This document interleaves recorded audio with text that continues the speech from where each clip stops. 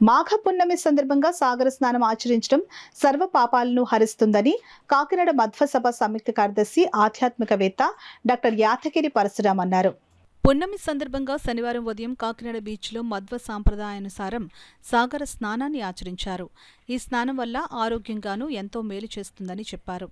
మధ్వ పురోహితులు యాతగిరి మధ్వేష్ మాట్లాడుతూ, ఆషాఢం, కార్తీక, వైశాఖం, మాఘమాసాలలో సాగర స్నానం ఆచరించడం ద్వారా భగవంతుని అనుగ్రహంతో పాటు ఆరోగ్యకరమైన జీవితాన్ని పొందగలమని చెప్పారు.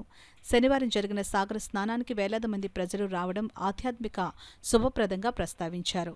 పురందరదాస కీర్తనలను తుంగమణి యాతగిరి ఆలపించగా అర్చనాదితో పాటు హారతిని మధ్వేష్ నిర్వహించి భక్తులను ఆశీర్వదించారు. అందులో విశేషమైనటువంటి మాసం మాఘమాసం. ఈ మాఘ పౌర్ణమి, దీన్ని మాఘ పౌర్ణమి అని కూడా పిలుస్తారు. ఈ మాఘ పౌర్ణమి రోజున మనము నదీ స్నానం కానీ సముద్ర స్నానం కానీ చేస్తే ఫలితము కలుగుతుంది.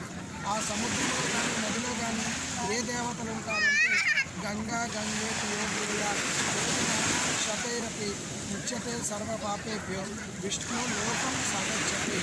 ఆ గంగాదేవిలో నర్మద, కృష్ణ, గోదావరి, అలకనంద ఈ అన్ని నదులు కలిసి ఈ సముద్ర యొక్క నీళ్ళల్లో ఉంటారండి.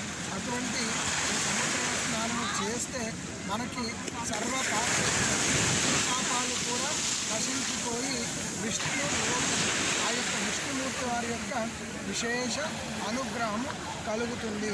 ఇటువంటి ఈ యొక్క చేయిస్తున్న ఇన్ని కార్యక్రమాలు చేయాలి అంటే మనలో మనశ్శుద్ధి అయ్యింది.